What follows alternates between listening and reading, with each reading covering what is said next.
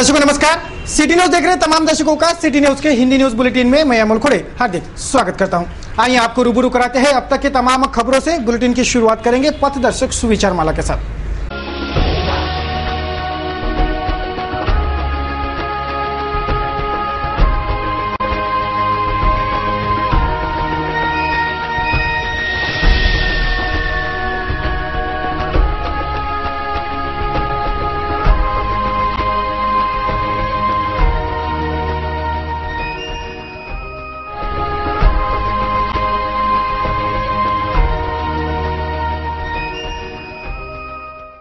पथदर्शक सुविचार माला जीने की राह के बाद अब बारी है खबरों के श्रृंखला की। सर्वप्रथम नजर डालेंगे बुलेटिन के सुर्खियों पर।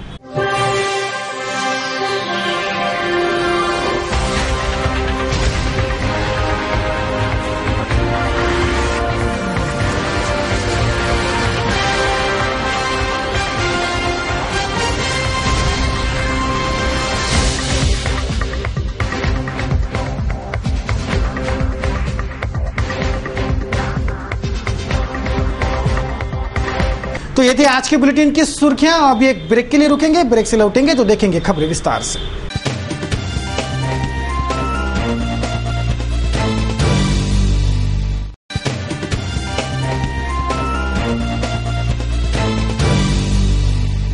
आइए अब देखते हैं खबरें विस्तार से। अब खबर उस गणेशोत्सव पंडाल की जिस पंडाल में एक 13 वर्षीय बालक की मौत हो गई। शहर के राधानगर में स्थित युवा गणेशोत्सव मंडल के पंडाल में करंट फैलकर 13 वर्षीय बालक की मौत हो गई।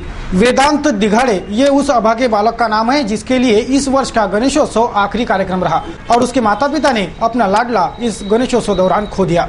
जिस युवा गणेशोत्सव मंडल के पंडाल में यह हादसा हुआ उस मंडल पर पुलिस अब कड़ी कार्रवाई करने जा रही है। गाड़गेनगर पुलिस थाना क्षेत्र के राधानगर निवासी एक 13 वर्षीय बालक की बिजली का करंट लगकर मौत हो गई। मृतक बालक का नाम वेदांत श्रावण दिघाड़े है। उसे उसी के घर के सामने बैठने वाले युवा गणेशोत्सव मंडल के पंडाल में फैला बिजली का करंट लगा और उसकी मौका वारदात पर ही मौत हो गई। रविवार रात की यह वारदात है जिसे पुलिस ने देर रात 1:30 बजे दर्ज कर लिया। सोमवार को पुलिस ने मौका वारदात का पंचनामा किया और जांच की दिशा तय की। डीसीपी इस मंडल पर कार्रवाई का नियोजन कर चुके हैं। त्याच्यामध्ये तो मंडळाने परवानगी घेतलेली नाहीये त्या मंडळानं, त्यामुळे आम्ही आता तो बाकी पोस्टमार्टम आणि सगळ्या हे जे आल्यानंतर योग्य ती कायदेशीर कारवाई होईल। यामध्ये निग्लिजन्सचा गुन्हा तर नक्की दाखल होईल। 304 नाही मुलाची म्हणजे वडिलांच्या मुलाची त्याची तक्रार असू नसू ते आता पुढचा भाग आहे, आम्ही आता त्यांना बोलू। परंतु जो दिसता क्षणी आहे की एक तर पहिली गोष्ट आहे की गणपती मंडळानं परवानगी घ्यायला पाहिजे होती, ती परवानगीच घेतलेली नाही। मग त्यांनी त्या ठिकाणी जे काही वायरिंग केलं ते सुद्धा म्हणजे असंच अवैधरित्या केलेलं आहे, घरातून केलेलं आहे। म्हणजे अशा पद्धतीची परिस्थिती निर्माण केली की जिथं कुणाचा ना असा निग्लिजन्स आहे की कुणाचा ना कुणाचा तिथे जीव गेला असता आणि त्या निग्लिजन्ससाठी मग आम्ही हा गुन्हा दाखल करणार आहोत गाडगेनकर। नाही त्याच्यामध्ये आम्ही बघू निग्लिजन्स कुणाचा आहे, लहान मुलंच म्हणून नाही तर ज्याच्या घरातून ती कनेक्शन घेतलेला आहे तो कोण आहे, तर कुणाच्या विरोधात करायचं ते आता थोडंसं आम्ही पेपर्स बघून ठरवू। बताया गया है कि विगत 5 सालों से ये युवा गणेशोत्सव मंडल गणेशोत्सव मनाता है, लेकिन उत्सव की अनुमति पुलिस से नहीं ली जाती। यहाँ तक कि बिजली भी अवैध रूप से वापरी जाती है। यही अवैध कनेक्शन इस हादसे का कारण बना है। पंडाल में लगे टीन से वायर कटा और करंट 3 पत्रे से होते हुए पूरे पंडाल में फैल गया और इसी करंट के चपेट में आकर अभागे वेदांत की मौत हो गई। तो गनीमत रही कि कोई और इस 3 पत्रे के चपेट में नहीं आया, वरना मृतकों की संख्या बढ़ भी सकती थी। आगे की जांच पुलिस निपटा रही है। नांदगांव खंडेश्वर के ग्राम दही गांव में रहने वाले कक्षा 12वीं के युवती पर गांव के ही राहुल कैलाश बर्डे नामक आरोपी ने बलात्कार कर उसे जबरन जहर पिलाने का प्रयास किया। पीड़ित युवती स्कूल से घर आ रही थी, तभी उसे आरोपी ने जबरन अगवा कर लिया और उस पर बलात्कार किया। गांव के पुलिस पटेल को जब इस घटना की जानकारी दी गई तो उन्होंने इस बलात्कार के घिनौने अपराध पर पर्दा डालने का ही काम किया। किसी से न्याय मिलता न देख आखिर पीड़िता अपने परिवार के साथ किसी से न्याय न मिलता देख आखिर पीड़िता ने अपने परिवार के साथ जिले के एसपी से मुलाकात की और न्याय की गुहार लगाई। वाजता मी अभ्यास करत असताना राहुल गाडे नावाचा मुलगा आला आणि उचलून घेऊन गेल्यानंतर त्याने माझ्यासोबत असा गैर हे केला, शारीरिक संबंध असे केले, जबरदस्ती केली आणि पॉयझन देऊन तिथून निघून आले असताना गाड्या मला सकाळी कुठं गेली असं गाड्या पाहायला फिरत होत्या, तर त्याला मी अशा अवस्थेत दिसते. पोलीस स्टेशनला कंप्लेंट न करण्याचं कारण की मी बेशुद्ध होती, त्यामुळे आणि विचार करण्याची क्षमता पण माझ्यामध्ये होती. आता तुम्ही लक्ष्मी गौतम साहेबांना जे निवेदन दिलं त्याच्यामध्ये त्यांनी ते काय आश्वासन दिलेलं आहे? त्यांनी आश्वासन दिलं की लोणी पोलीस स्टेशनला जा आणि तिथे काय ते म्हणतील ते ऐका, मी तिथे जाऊन फोनच करतो. सोमवार को गाड़गीनगर थाने में गाड़गीनगर क्षेत्र के गणेशोत्सव मंडलों की एक बैठक पुलिस आला अधिकारियों की उपस्थिति में हुई। इस बैठक में पुलिस ने अनंत चतुर्दशी से 48 घंटों में श्री विसर्जन निपटा लेने का फरमान गणेशोत्सव मंडलों को जारी किया है।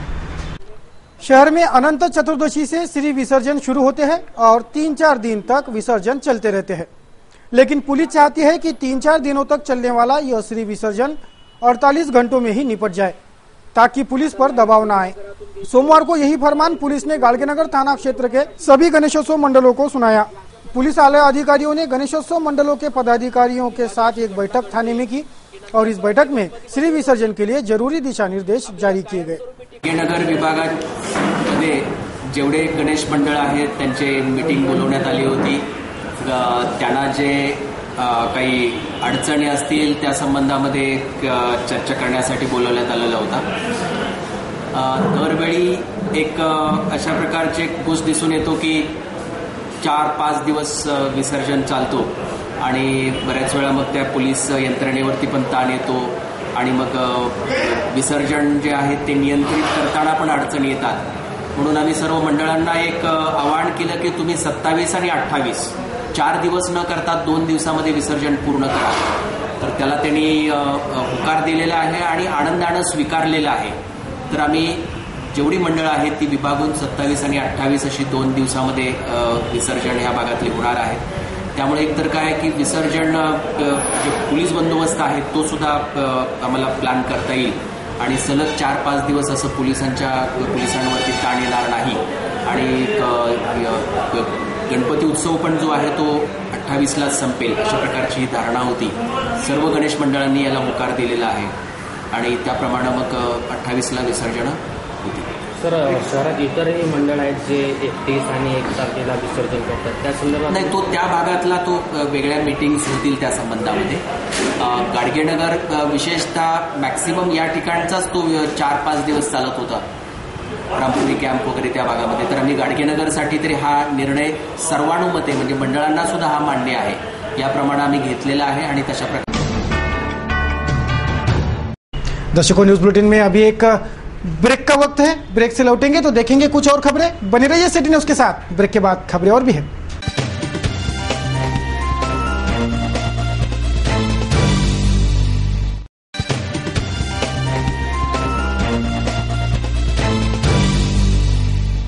ब्रेक पश्चात तमाम दर्शकों का फिर एक बार स्वागत है। मैं हूं अमोल खड़ोर, आप देख रहे हो सिटी न्यूज के हिंदी समाचार। आइए आपको रूबरू कराते हैं कुछ अन्य खबरों से।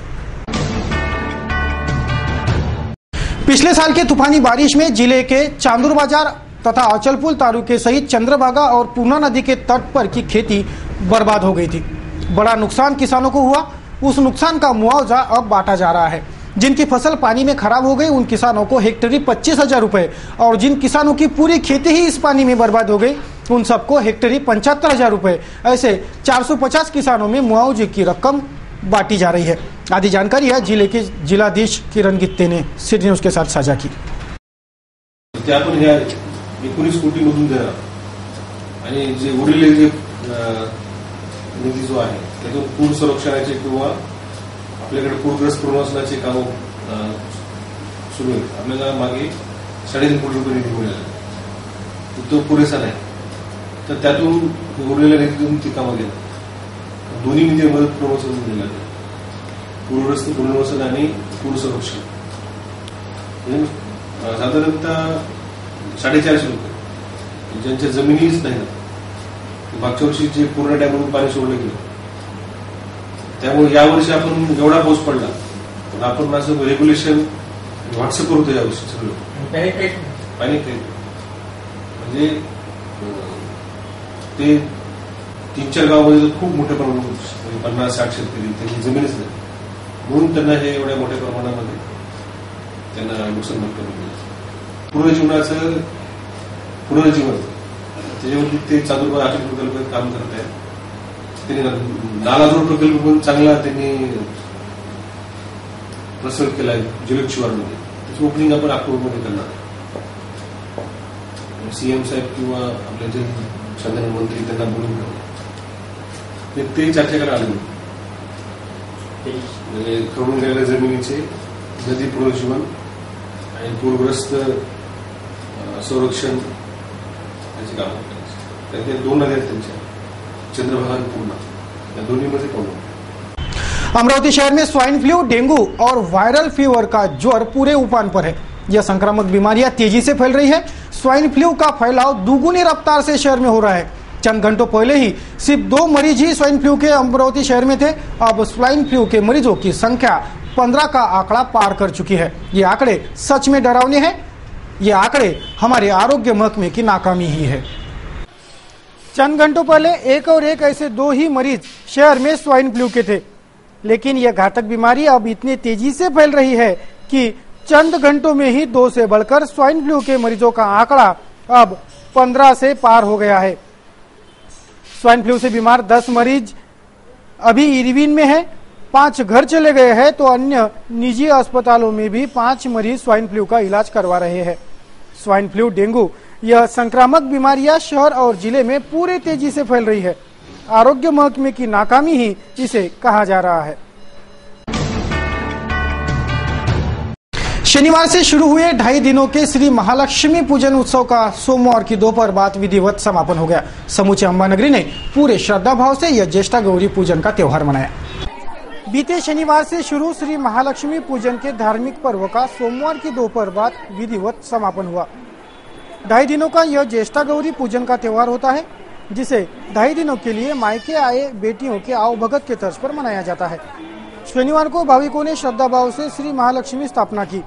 रविवार को महालक्ष्मी के प्रसाद का आयोजन घर घर हुआ. महालक्ष्मी पूजन, आराधना, जगराता आदि कार्यक्रम रविवार को अंबानगरी में संपन्न हुए.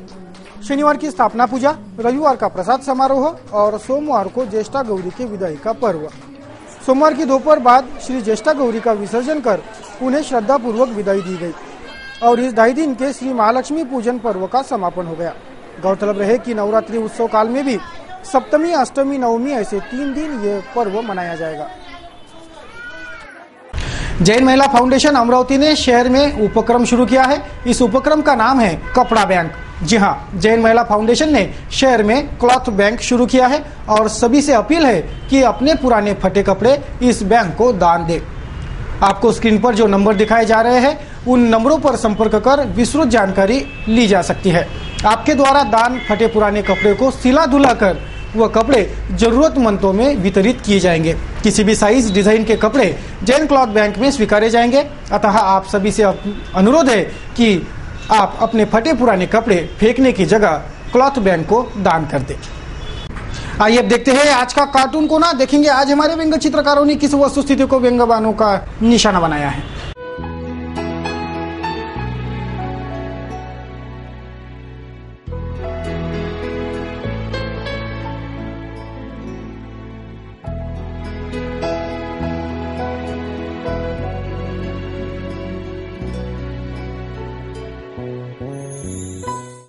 चलिए अब करेंगे मौसम समीक्षा. देखेंगे आज के और कल के मौसम का हाल.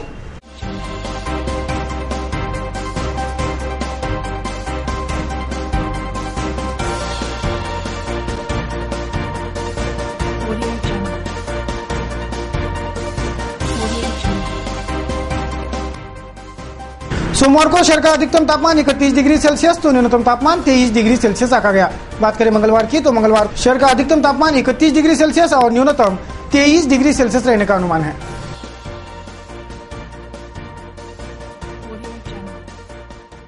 तो दर्शकों, इस बुलेटिन में बस इतना ही. अब देंगे बुलेटिन को विराम. बुलेटिन के अंत में एक बार फिर नजर डालेंगे बुलेटिन के सुर्खियों पर.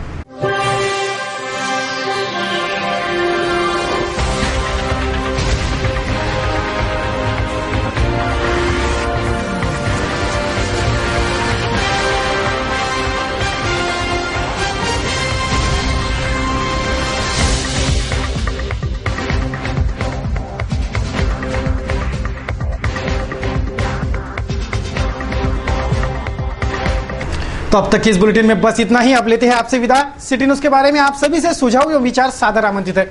हमारा पता है सिटी न्यूज कार्यालय, मातोश्री आर्केड, सहकार भवन के सामने, मोर्शी रोड, अमरावती। हमारा दूरभाष क्रमांक है 25633833। हमारी वेबसाइट है www.citynews.net.in। सिटी न्यूज पर ताजा तरीन खबरों का सिलसिला निरंतर जारी है। कुछ और ताजा तरीन खबरों को लेकर जल्द हाजिर होते हैं। तब तक के लिए दीजिए इजाजत। जय हिंद।